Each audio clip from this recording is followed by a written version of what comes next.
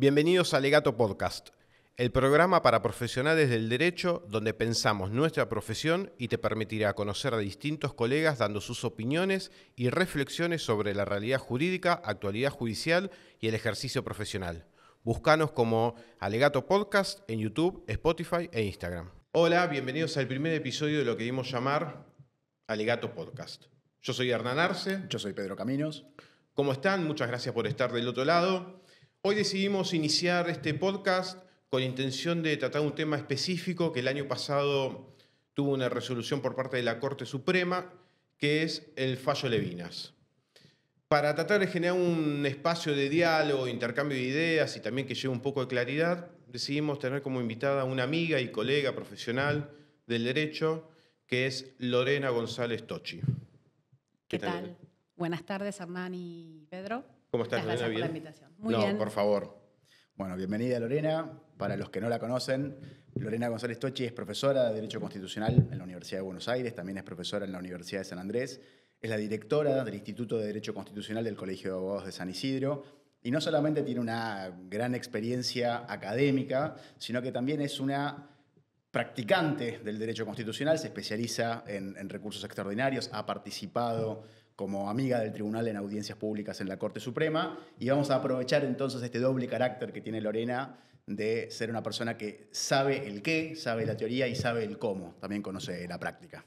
Buenísimo. Entonces, para arrancar, creo que la pregunta ideal que uno se tiene que hacer es, ¿qué es el fallo Levinas, Lorena?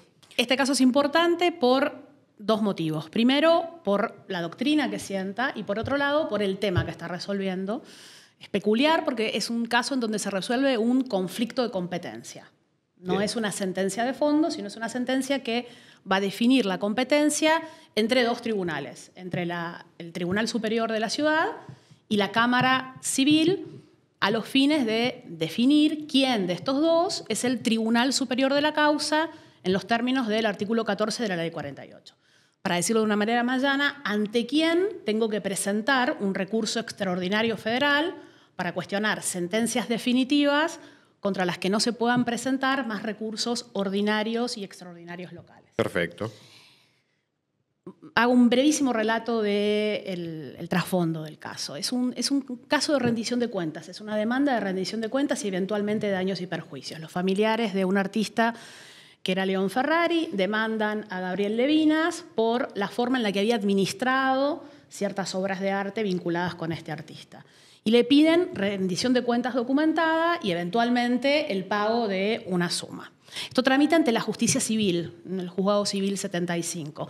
Dicta la sentencia, aprueba, determina el monto que Levinas tiene que devolver a la familia Ferrari y la Sala A de la Cámara Civil confirma esa sentencia definitiva, típica, que resuelve el conflicto vinculado con la rendición de cuentas y eventualmente los daños y perjuicios.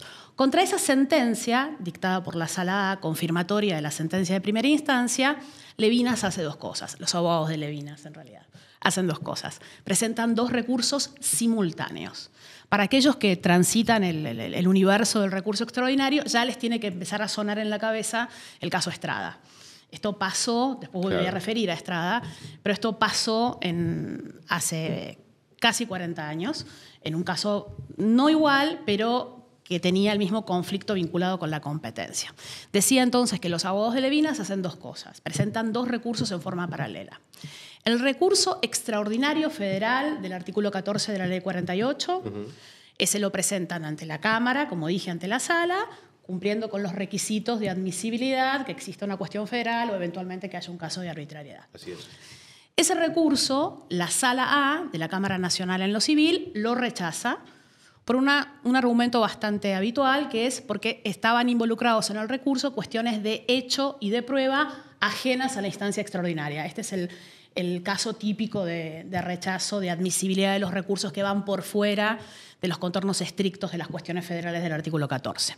Frente a ese rechazo, los abogados de Levinas hacen lo obvio, plantean un recurso de queja por recurso extraordinario denegado directamente ante la Corte. La particularidad es que este recurso todavía no fue resuelto. Esta queja todavía está pendiente en la Corte. Por supuesto que ahora cuando repasemos la sentencia del otro recurso de Levinas vamos a entender por qué también está pendiente. Entonces dije 2 recursos paralelos. El primero, el clásico, si me permiten decirlo de esta manera, y el otro recurso paralelo presenta un recurso de inconstitucionalidad, que es un recurso extraordinario local, es lo que llamamos recursos extraordinarios locales.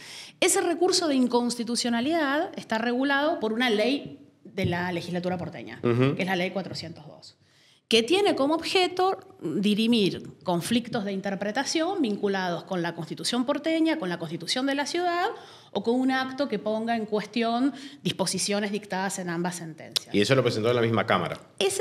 Ahí está el tema. Ese recurso también lo presenta ante la Sala A.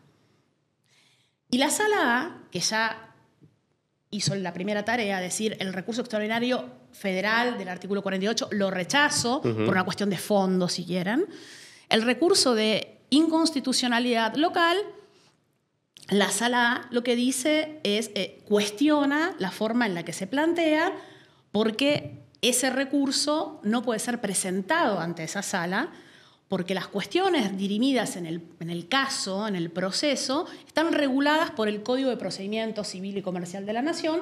Por lo tanto, cuestionar una sentencia de la Sala A solamente se puede hacer a través del recurso extraordinario federal. Bien, ¿y qué hacen los abogados de Levinas con eso? Entonces, los abogados de Levinas tienen un segundo recurso de queja.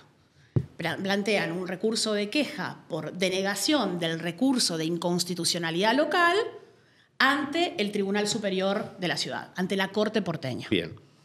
Entonces, el TCJ. El TCJ, exactamente. Cuando llega el caso al TCJ, el TCJ hace algo novedoso. El TCJ dice, no tiene razón la Sala A. La Sala A no puede decir que esto solamente tramita por el recurso extraordinario federal, sino que yo, tribunal último de la Ciudad de Buenos Aires, soy el tribunal superior de la causa a los fines de resolver este recurso de inconstitucionalidad. Clarísimo. Y ahí, Lore, ¿nos podés contar un poco por qué el TCJ se despacha, digamos, con esta novedad? ¿Qué antecedentes había para llegar a una decisión así? Bueno, si uno repasa la jurisprudencia de la Corte, hay anteriores, pero de los últimos 15 años, la Corte Federal fue dejando una especie de mojones. Vamos al aspecto normativo antes de la jurisprudencia. En 1994 se sanciona la Constitución reformada y, particularidad relevante para este caso, en el artículo 129 se consagra la autonomía de la ciudad. Autonomía de la ciudad, gobierno autónomo con facultades de jurisdicción y legislación autónoma. ¿Qué quiere decir esto? Tienen que armar sus 3 poderes, los 3 poderes funcionando activamente. Como todos recordaremos, después de la Constitución reformada, el mandato era además sancionar una constitución para la ciudad autónoma, el famoso estatuto organizativo, que se dicta en 1996. En ese interín el Congreso dicta una ley que es conocida como la Ley Cafiero, que es la que establece cómo se van a traspasar las competencias, porque el tema es de qué manera yo activo la autonomía. Voy a usar este término bastante coloquial, pero para que se entienda. La autonomía está consagrada en la Constitución, pero yo la tengo que implementar de alguna manera. No solamente tengo que traspasar las competencias, tengo que traspasar además las partidas presupuestarias para que esas competencias funcionen. Así es. Ese proceso se da de una manera bastante complicada. No me quiero extender mucho sobre la Ley Cafiero, pero muy cuestionada la fórmula que establece el artículo 6 para, esencialmente lo que dice es hagamos convenios entre el Estado y la Nación, que se fueron haciendo muy lentamente. Muy lentamente quiere decir en 30 años 3 convenios con implementaciones muy dificultosas. Ahora, lo importante es que paralelamente a esto, estos conflictos aparecían en la Corte. No porque lo dijera un tribunal superior, el Tribunal Superior de Justicia de la Ciudad, sino porque la Corte ¿qué veía? Yo soy Tribunal Superior de la Causa de cámaras nacionales y mi competencia tradicional, ¿a qué me refiero con competencia tradicional?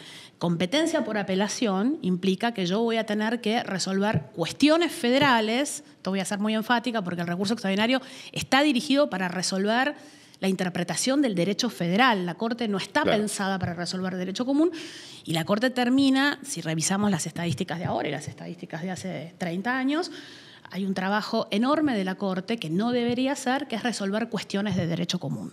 Dejó al lado la arbitrariedad, pero en realidad cuestiones de derecho común no tenía que resolver. Perdón, que le llegan principalmente de estas cámaras nacionales. Exacto, que están en la... Pedro. Llegan de estas cámaras. Cosas que deberían resolver la Cámara y el TCJ, las termina resolviendo la Corte.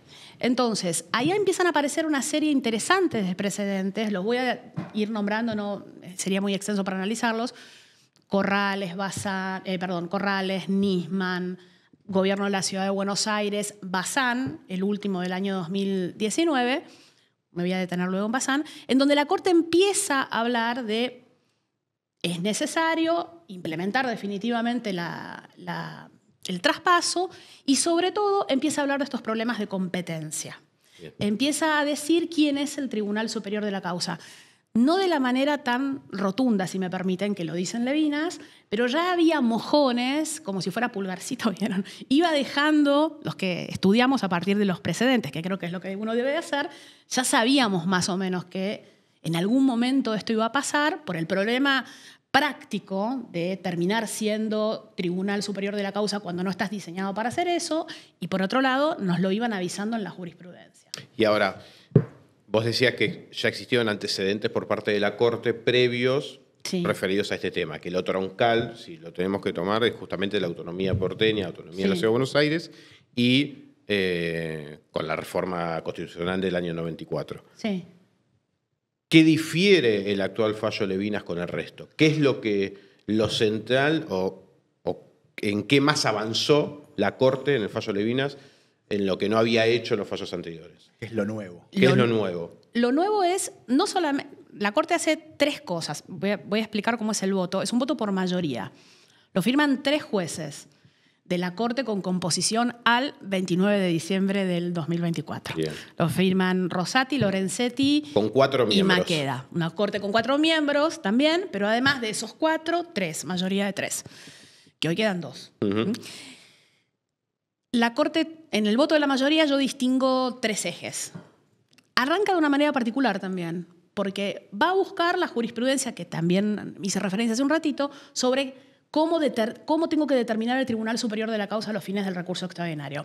Esto no es un dato menor, porque esto tiene implicancias procesales y además implicancias de organización de cómo se administran los recursos y cómo se resuelven los recursos. Y va a buscar un fallo que es un fallo emblemático, es un leading case en materia de recurso extraordinario, que lo nombré hace un ratito, que es el caso Strada, que es de 1986. Y yo tengo que definir para qué sirve Strada.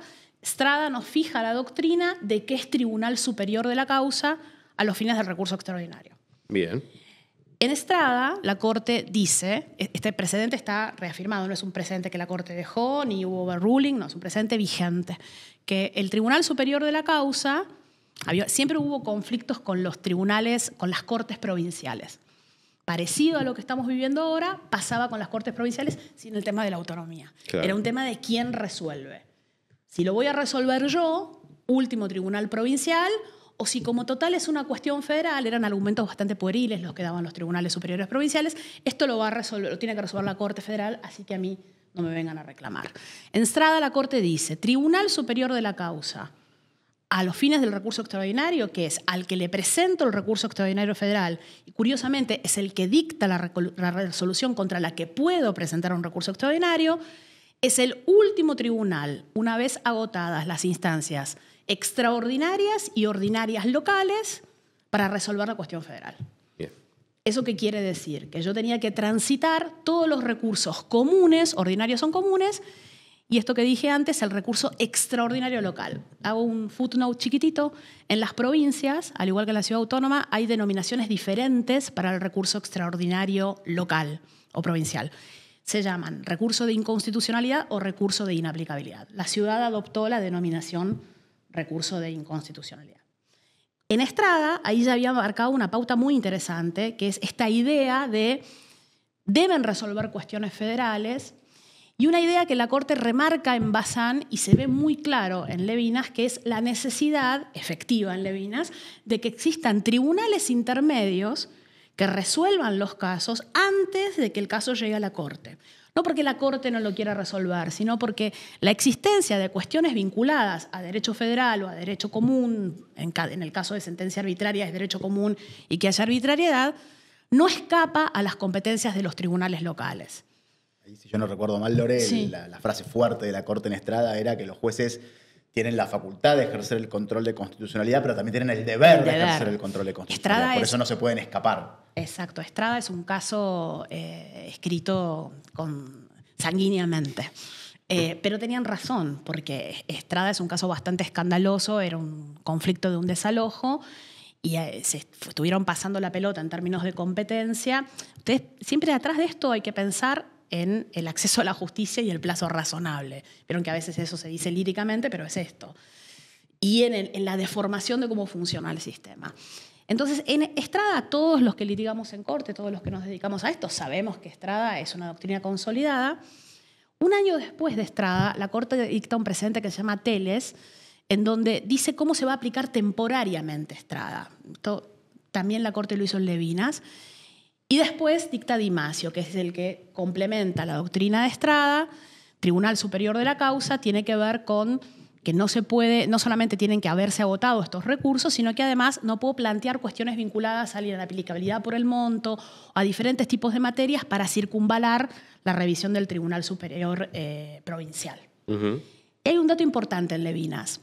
Hace 3 meses la Corte Suprema dictó un precedente que se llama Chacón, en donde de esto también estaba hablando. Levinas lo escogió como caso emblemático, esta es una consideración mía, pero en Chacón ya también nos estaba dejando la huella de pulgarcito, esto va a pasar.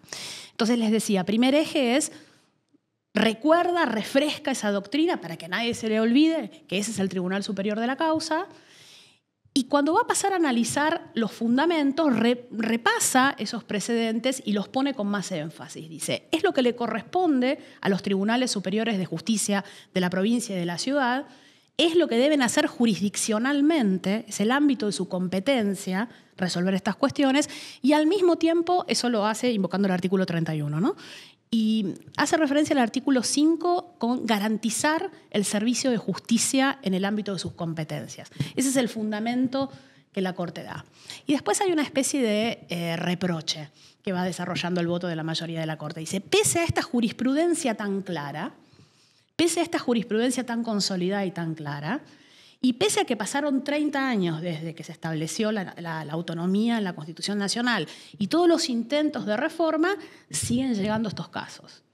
Es como si fuera una especie de deadline, creo yo, lo que hizo la Corte en el voto de la mayoría. Perdón, siguen llegando Sí. esos casos y además ustedes, los poderes políticos, no hacen Ahí va. nada para avanzar en el proceso de autonomía de la ciudad. Hay un considerando que creo que es el 6, si no recuerdo, el 8, perdón, en el voto de la mayoría, que es muy interesante porque es una especie de, te lo avisé, entonces dice, hace 30 años que se reformó la Constitución. En 1996 se reformó la Constitución de la ciudad.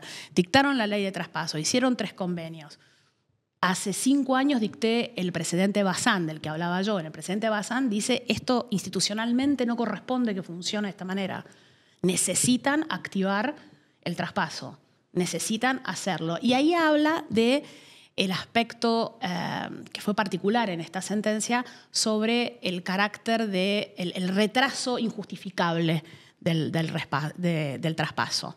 ¿Por qué se retrasa de esta manera? Hace referencia, la frase la voy a leer porque es curiosa. Dice, es un escenario de inmovilismo injustificado. ¿Inmovilismo en qué sentido? Como decía recién Pedro.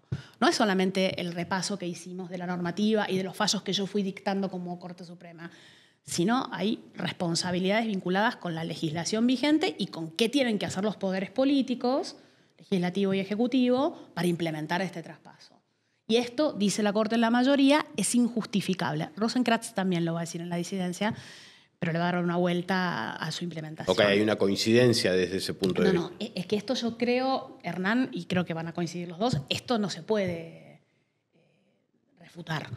El inmovilismo es injustificado, creo que la frase lo dice todo, y si recordamos lo que venimos hablando hasta ahora, no hay justificación racional, salvo que hayan otros intereses, o la Corte también es muy enfática en, ya sabemos que esto demanda de ciertos acuerdos políticos, pero no puedo seguir diciendo que faltan los acuerdos políticos para que esto no se active. Después vamos a ver que hay dos formas de resolverlo, ¿no? Les decía entonces, retomando, retoma su doctrina de Estrada y Di Masio, nos recuerda lo que es Tribunal Superior de la Causa y por qué tiene que existir, nos hace el planteo del estado de situación, el estado de las cosas, todos los precedentes que dicto, todos los problemas de implementación que se generan como consecuencia de los precedentes que sigo dictando, el problema de este escenario de inerte frente a la necesidad del repaso y yo ejerciendo como corte funciones que no me correspondan. Entonces ahí resuelve que a los fines de resolver cuestiones vinculadas al derecho común por parte de procesos litigados en el ámbito de la Ciudad de Buenos Aires ante tribunales nacionales con asiento en la Ciudad de Buenos Aires, el Tribunal Superior de la Causa es el Tribunal de la Ciudad, el Tribunal Superior de la Ciudad, la Corte porteña. Ante ella tienen que presentarse los recursos extraordinarios federales. Lo cual exige que antes el abogado que viene litigando tenga que presentar el recurso de inconstitucionalidad para poder llegar al TCJ.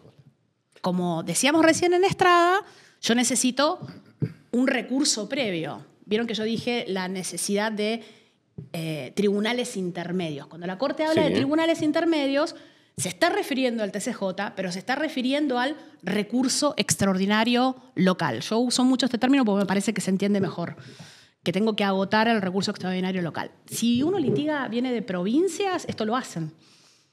En el único lugar donde no se hacía es en la Ciudad Autónoma de Buenos Aires por este tema del traspaso. Bien, entonces, teniendo ya este pantallazo sobre lo que es el fallo Levinas y los antecedentes que teníamos, la pregunta natural, y aparte se vio el impacto que tuvo para los colegas que nos están mirando o escuchando, es ¿qué efectos inmediatos tiene para el ejercicio de la profesión? ¿Qué recomendaciones tenés para quizás poder darles habiendo tenido este fallo? Claramente hay un cambio sustancial en lo que viene haciendo en la Ciudad de Buenos Aires. Hubo debate de distintos tipos al respecto, pero el fallo está. Y por lo tanto, creo que sin duda los colegas en el ejercicio de su profesión hay un impacto directo. ¿Qué recomendaciones podemos dar? Bueno, me parece muy importante que marcaste que el fallo existe. Quiero decir, no se puede fingir demencia, no se puede fingir que este fallo no existe. Este fallo existe. Los abogados y las abogadas estamos entrenados para argumentar en derecho, para estudiar el derecho y para formular estrategias y argumentos vinculados con el razonamiento jurídico. Y una parte de ese razonamiento jurídico tiene que ver con cuáles son los efectos de una sentencia de la Corte. Hay algo importante. El voto de la mayoría, después me voy a referir un poquito a la disidencia para hacer este contrapunto, el voto de la mayoría, una vez que termina toda esta argumentación que traté de reseñar, dice, yo sé que estoy cambiando jurisprudencia vinculada a aspectos procesales, dice. Este es un cambio jurisprudencial sobre aspectos procesales. El voto de la mayoría. El voto de la mayoría. Acordate que había varios fallos en donde tímidamente lo iba diciendo, pero no le había llegado un caso donde tenía que resolver de una manera tan nítida esto. El Tribunal Superior de la Ciudad, cuando dice yo soy el Tribunal Superior, cuando rechaza el recurso de Levinas, le informa esa sentencia a la Sala A, a la Cámara Nacional de Apelaciones en lo Civil, en particular a la Sala A, y la Cámara Nacional de Apelaciones en lo Civil dice no. Y este es el incidente que llega a la Corte. Esto no lo digo porque sí, lo digo porque ese no, en este febrero particular que estamos transitando después de Levinas, puede aparecer otra vez. Ahora voy a explicar qué quiero decir con esto. Dale. ¿Desde cuándo arranca Levinas? Arranca desde que la Corte firmó esta sentencia. Y en uno de los últimos considerandos del voto de la mayoría dice, me doy cuenta que estoy cambiando la interpretación de cuestiones procesales vinculadas al Tribunal Superior de la Causa. Entonces, lo voy a aplicar desde qué momento. Hace referencia a un precedente que hace un ratito nombré, que es el caso Teles, hasta en qué momento aplico temporalmente cuando cambio la jurisprudencia que determina algo tan fundamental como quién es el Tribunal Superior de la Causa. Y en ese último considerando, la mayoría dice, para todos los casos pendientes de resolución, ahí le está hablando a las cámaras nacionales. ¿Qué les está diciendo ahí a las cámaras nacionales? Este es un precedente que tienen que seguir. Yo ya sé que hay mucha gente que también quiere pensar que uno se puede desembarazar tranquilamente de los precedentes de la Corte. esto lo tengo que decir, no lo puedo no decir. Hay un precedente de 1985, que este año cumple años, cumple 40 años, que es Cerámica San Lorenzo, en donde la Corte estableció la doctrina de seguimiento de precedentes. Si bien no hay una especificación normativa respecto al seguimiento de precedente, la regla es los fallos de la Corte deben ser aplicados a casos futuros similares. Si hoy hay un caso pasado similar al caso que estoy resolviendo, los jueces deben aplicar ese precedente. Para apartarse del precedente tienen que expresar nuevas razones. Si no expresan las nuevas razones, que no pueden ser yo opino distinto, si no tienen que hacer una distinción relevante, hay un defecto de fundamentación en esa sentencia es arbitraria y la Corte la puede revisar. Es decir, que los jueces inferiores no pueden decir yo pienso distinto respecto de Levinas. Okay. Cuidado con esos argumentos. Lo digo también para los abogados también esto. Entonces, lo importante es que el fallo va a empezar a aplicar con estos dos llamadores. Para las cámaras tienen que seguir mi precedente. Recuerden Cerámica San Lorenzo, si se van a apartar tienen que dar otros fundamentos. No pueden decir yo desconozco el precedente de la Corte, porque ahí va a llegar a la Corte por apartamiento del precedente. Y el segundo llamamiento es a los abogados y a las abogadas, que lo hace el último considerando el fallo de la mayoría en Levinas, que dice, quédense tranquilos, esta sentencia se va a aplicar, es decir, la doctrina que fija la sentencia se va a aplicar para los casos con sentencias dictadas y notificadas con posterioridad a la sentencia de la Corte. Es decir, la sentencia de la Corte salió el 27 de diciembre. Las sentencias definitivas de las cámaras nacionales que hubieran sido notificadas, supongamos, el mismo 27 o el 30, que fue el último día hábil. Seamos buenos, digamos, a partir del 30, porque... Bueno.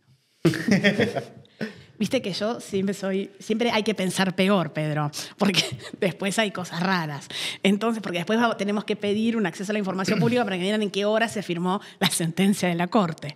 Entonces, igualmente son 10 días, ¿no? Para presentar el recurso son 10 días. Entonces, esto es importante para los que trabajamos en el derecho. ¿Qué hago? Primero, estudio el caso, entiendo el caso. Y por otro lado, ya me tengo que setear la cabeza que ahora voy a tener otra modalidad para apelar las sentencias de las cámaras nacionales.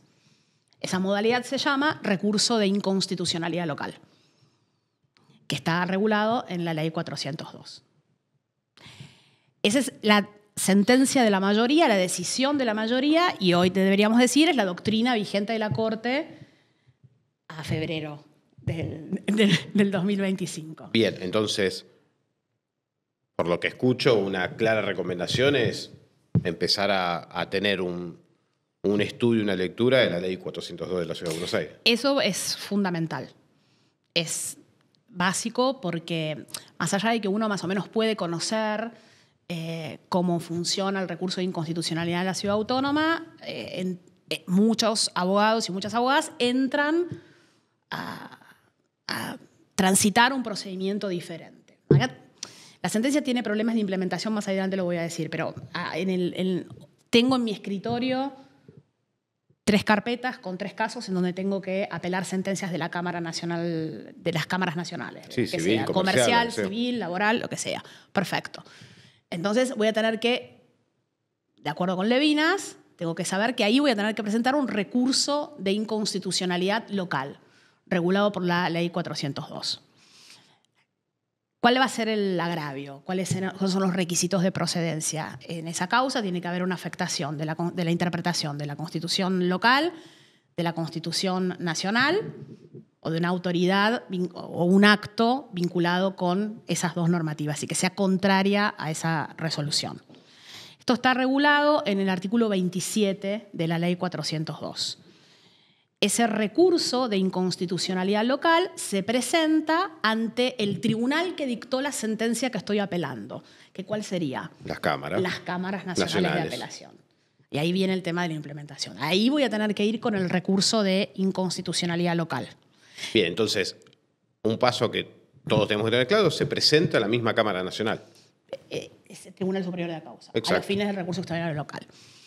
Lo voy a tener que presentar 10 días desde la fecha de notificación, por escrito. De ese recurso se da traslado a la otra parte y la el Tribunal Superior de la Causa, que es la Cámara Nacional, tiene que hacer el control de admisibilidad, si lo admite o no lo admite.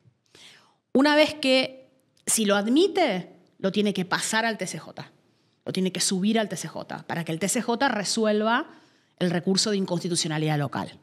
Si no lo admite, si lo rechaza, tenemos el recurso de queja por denegación del recurso de inconstitucionalidad local. Sí. Y acá viene el primer tema. Recurso de queja, 5 días y hay que pagar. Hay que pagar un depósito. De la misma manera que hay que pagar un depósito para la queja por denegación del recurso extraordinario federal, y me traje el machete con el monto, porque no lo quiero decir mal. Dale. Hay que pagar un depósito. Todo esto está regulado. Hace unos días escuché que alguien decía no está regulado en la ley. Sí, ya está regulado en la ley. La ley 402 establece que ese depósito se va a fijar en función de otra ley local que lo establece en 2.000 unidades. Cada una de esas unidades sale 630 pesos y en realidad el depósito hoy, el monto del depósito es 1.260.000 pesos. Ese depósito de 1.260.000 pesos con 40, creo, me faltan los 40, lo tengo que presentar cuando presento el recurso de queja ante el TCJ. Es requisito de admisibilidad. De la misma manera que tenemos que presentar el recurso de queja ante la Corte Federal. Entonces, pero ahí hay un tema. Yo voy a tener que usar todo el procedimiento, todos los requisitos de la Ley 402. Claro. Yo no voy a usar lo que vengo usando para el recurso Hasta el extraordinario. 26 de diciembre. Tengo que usar la Ley 402. Y además tengo que usar el sistema informático de la ciudad. Y acá, después lo desarrollo, pero acá tengo que subirlo al eje, que es el sistema que adoptan los tribunales de la ciudad. Tengo que presentar ese recurso de queja por denegación del recurso de inconstitucionalidad. La Ley 402 tiene una especie de certiorari porteño. En uno de sus artículos establece, casi con la misma terminología que estamos acostumbrados a hablar del artículo 280, que puede rechazar ese recurso de inconstitucionalidad local cuando sea insustancial o intrascendente. Aunque dice que tiene que ser fundada la resolución. Después veremos cuán fundada. Y dice que tiene que ser fundada. Tiene unas particularidades la Ley 402. Tiene una redacción que pretende ser más moderna, pero es enigmática también, porque dice que tiene que ser fundada, pero no te dice nada más. Dice, los recursos tienen que ser presentados por vías electrónicas. Está bien, genial. Tenemos la vía electrónica, pero tenemos 2 vías electrónicas. Tenemos 2 sistemas. Un sistema, las cámaras nacionales funcionan con el LEC-100. Y la ciudad, los tribunales de la ciudad, funcionan con el eje. No debe ser muy difícil cómo migra un expediente de otro, pero eso requiere un tipo de implementación. Y quiero terminar el desarrollo entonces. Queja por denegación del recurso de inaplicabilidad, perdón, de inconstitucionalidad local. Si me lo rechazan, o me lo pueden rechazar, ¿ahí qué tengo que hacer? Ahí sí voy a la Corte por recurso extraordinario. ¿Pero dónde interpones el recurso extraordinario? No, ante el Tribunal Superior de la Causa, exactamente. No, sí, seguro. Y tengo que responder, tengo que interponerlo en ese sentido. Y ahí sí va a llegar a la corte para ser resuelto, me quedé pensando, para ser resuelto, pues es mucho tránsito procesal en mi cabeza, para ser resuelto el recurso extraordinario federal. Es decir, que yo tengo una instancia más. Tengo una instancia más que siempre la tuve que tener y tengo un recurso y una queja más para que en 23 transitar. Provincias ya existe. Claro. Sí, tienen una regulación muy similar, pero es algo que yo ya lo tengo que presentar. Digamos, ya esto ya se implementa de esta manera. Yo no puedo en febrero, cuando me llegue alguna notificación posterior al fallo, decir no sé qué hacer, sí sé qué hacer. Y tengo que tener cuidado en este sentido. Viste que yo les dije que la sentencia se dirige a los abogados, este es el Tribunal Superior de la Causa, y a las cámaras diciendo apliquen este precedente. El problema de resolver estas cuestiones por vía de sentencias judiciales, estamos todos de acuerdo que hay aspectos de la autonomía que no tienen sentido discutirlos porque ya hicimos el repaso y ya sabemos que no hay fundamentos fuertes, hay fundamentos casi esotéricos para decir que la ciudad no es autónoma, que no es una provincia, entonces no sé qué es, entonces van a buscar normas donde no dicen que es una provincia. Son todas interpretaciones que no resisten un análisis serio. Ahora, el tema es cómo lo implementamos a esto. Bueno, ahí entonces justamente viene como la siguiente etapa, la pregunta natural que me sale sobre el tema, que es, hicimos un repaso sobre las cuestiones que debe tener o estar atentos los colegas que nos están escuchando con este nuevo fallo Levinas. Pero hay desafíos pendientes.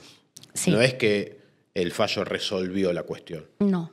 Entonces, me parece que estaría bueno dedicarle algunos minutos que tenemos todavía de decir o plantear o pensar también, convocando, qué desafíos quedarían para trabajar, tanto a nivel local en la Ciudad de Buenos Aires como a nivel nacional, Consejo de Magistratura, el Poder Legislativo, el local nacional, los poderes ejecutivos.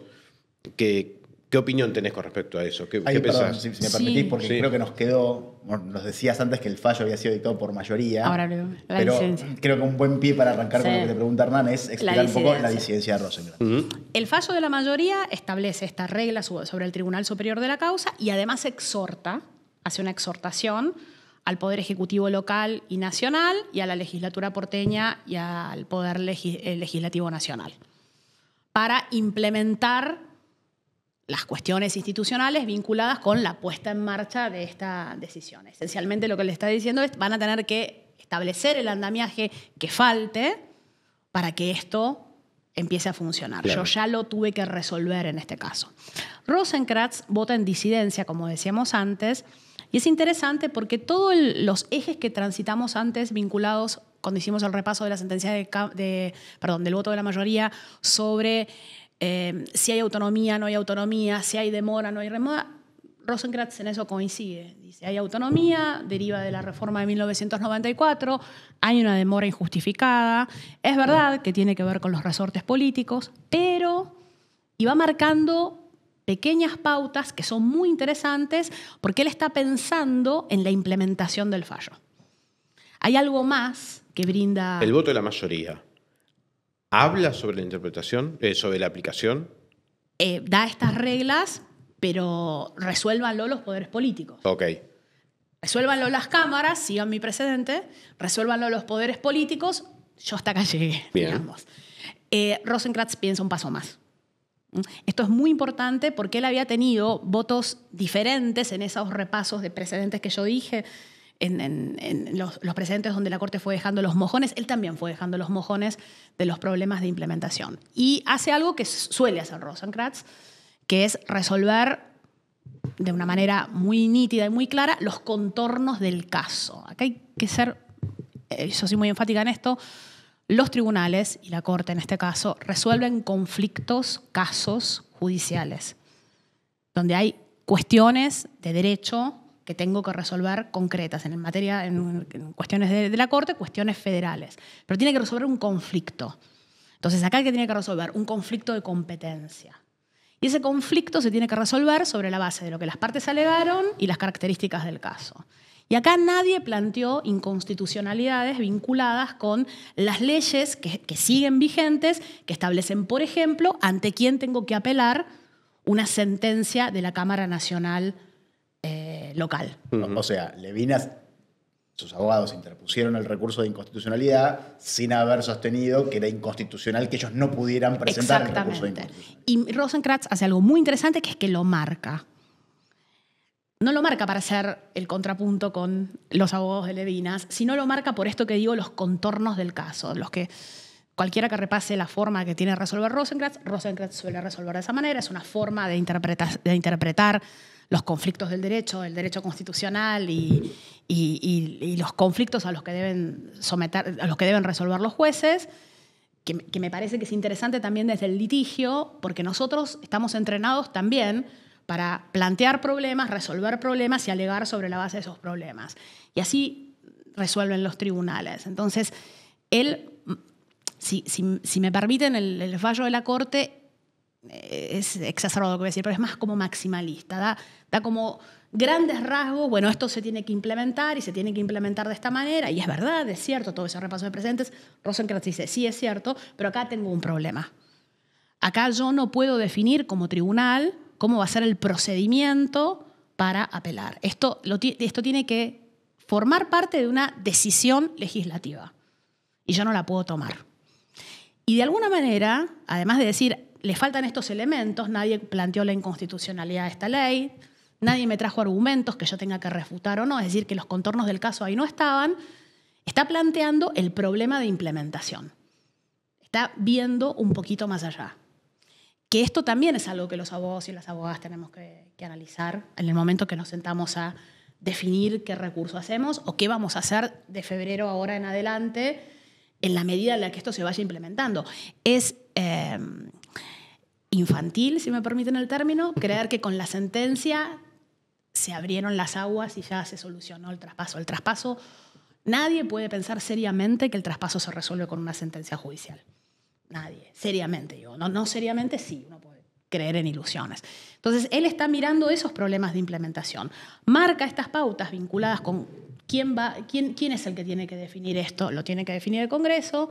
Y esa demora, que él también considera injustificada, no es suficiente para que yo tome una decisión, en este caso, donde tengo que resolver un conflicto de competencia y establezca esta modificación procesal. Esto tiene que ser legislado. Y ahí está haciendo dos cosas. Está marcando la competencia de la Corte, a mi juicio, de manera correcta, pero aparte está prendiendo el semáforo sobre esto va a ser un problema para implementar. Esto no va a ser tan sencillo. Esto va a ser yo usé una metáfora cuando leí el fallo. A ver. Cuando lo terminé de leer, yo estoy de acuerdo, no voy a cuestionar la autonomía casi por una cuestión de pertenencia. Soy porteña de verdad, yo, cuarta generación, y los argumentos que siempre tratan de esgrimir para fingir que no existe el artículo 129 o que la ciudad es autónoma me parecen absurdos, pero el voto de Rosenkranz es una especie del adulto en la sala. Es un poco provocador lo que digo, pero lo digo a propósito. Está todo bien, pero está pensando un poco más de lo que está resolviendo en ese momento. Está pensando en, resuelvo el caso y las consecuencias de este caso y cómo lo voy a implementar. Y a mí eso me parece muy interesante porque es una manera en la que también tenemos que pensar los abogados cuando planteamos las estrategias y cuando, por ejemplo, ahora tengamos que definir, supongamos que las salas empiecen a considerar que ellas son tribunales superiores de la causa, supongamos, o que haya abogados que digan voy a hacer el doble juego, voy a ver de qué manera lo intento, y bueno, ahí aparecen los problemas de implementación concretos. Y creo que eso es lo que él está marcando. No está negando todos esos antecedentes que repasamos, ni la contundencia de la necesidad del traspaso, sino que está diciendo esto va a ser de una implementación complicada y tiene un problema. Hay un tema que estamos circunvalando, que es que esto no lo puedo resolver una sentencia. Y yo creo que eso es cierto. No le quita contundencia a los pilares sobre los que se cimenta la autonomía. No hay que interpretarlo de esa manera. Está pensando en cómo lo llevo adelante. Y esto creo que es lo que tenemos que pensar nosotros como abogados y abogadas, más allá de saber la ley 402, sino los desafíos que nos plantea esta sentencia y el hueco de los poderes políticos que van a tener que trabajar para implementarlo y las cámaras nacionales que también, y el TCJ, que van a tener que trabajar también para implementar este caso. Bien, perfecto. Entonces se entiende y además ese voto de disidencia aclara también un poco, anticipándose, como bien vos contabas, sobre la problemática de la aplicación, también en dónde tenemos que mirar para esos desafíos futuros. Sí. Porque, como explicaste en este rato que estamos hablando, tanto el Ejecutivo, Legislativo local de la Ciudad Autónoma de Buenos Aires y nacionales deberían estar trabajando. Tengo entendido que también hicieron circular el fallo que tuvo la Corte, tanto al Congreso Nacional, a la Legislatura de la Ciudad. Y se publicó en el Boletín Oficial. Se publicó en el Boletín Eso Oficial. lo ordena la misma Corte. Notificar a los poderes y publicarlo en el Boletín Oficial. Y bueno, esto generó dos comunicados del Colegio de Abogados, del Colegio Público de la Abogacía y del Colegio de Abogados, también sobre fin de año, instando también a las necesarias tareas pertinentes para que se pueda implementar el fallo, ¿no? Bien, y ya cerrando, que nos quedan pocos minutos, ¿cuál es tu alegato final con respecto al fallo Levinas? Yo creo que el fallo de Levinas es una realidad. Creo que lo interesante o el alegato final sobre el fallo de Levinas es que es importante articular los mecanismos necesarios para que la autonomía sea efectivo. A mí no me gusta utilizar el término manda constitucional porque se lo usa de una manera bastante amplia y a veces para no decir muchas cosas. Pero el fallo de Levinas lo que creo que nos marca, además del cumplimiento de mandas constitucionales, es pensar si el cumplimiento de esas mandas constitucionales yo se las puedo derivar directamente al Poder Judicial, que sea el Poder Judicial el que termina por establecer cómo cumplo con una manda judicial en este sentido, no en el sentido de escaparse de las funciones que le corresponde como poder del Estado, sino que en Levinas lo que se ve muy nítidamente es que acá hay una política pública que voy a tener que desarrollar, hay mecanismos de implementación que son políticas que tiene que diseñar el Poder Legislativo, y aún en la postura más deferente que podamos tener sobre las potestades del Poder Judicial frente a estas inoperancias de los poderes políticos, es muy complicado dejarle esto en manos del Poder Judicial, más allá de los límites tradicionales de la división de poderes, por cuestiones de efectividad, por cuestiones prácticas. Y creo que mi alegato final es: hay veces que hay temas que están postergados, pero hay que pensar en dos sentidos, en cómo resolverlos y que la resolución no sea un problema mayor que el que nos trajo a este diagnóstico y a este ímpetu para tratar de resolverlo. Bien. Bueno, Lorena, muchísimas gracias. Fue un placer tenerte acá, fuiste muy clara y esperamos que las personas que nos están viendo también puedan aprovechar como nosotros te aprovechamos a vos. Lo mismo, muchas gracias por haber compartido esta mesa con un intercambio, y a los colegas y las colegas que nos están mirando o escuchando, agradecerles estar de ese lado, contarles que vamos a seguir armando este tipo de mesas, tratando de llevar distintos alegatos por parte de profesionales y colegas del derecho. Muchísimas gracias. Gracias, Lorena, nuevamente. Gracias Pedro. Gracias, Alan. Gracias, Lorena.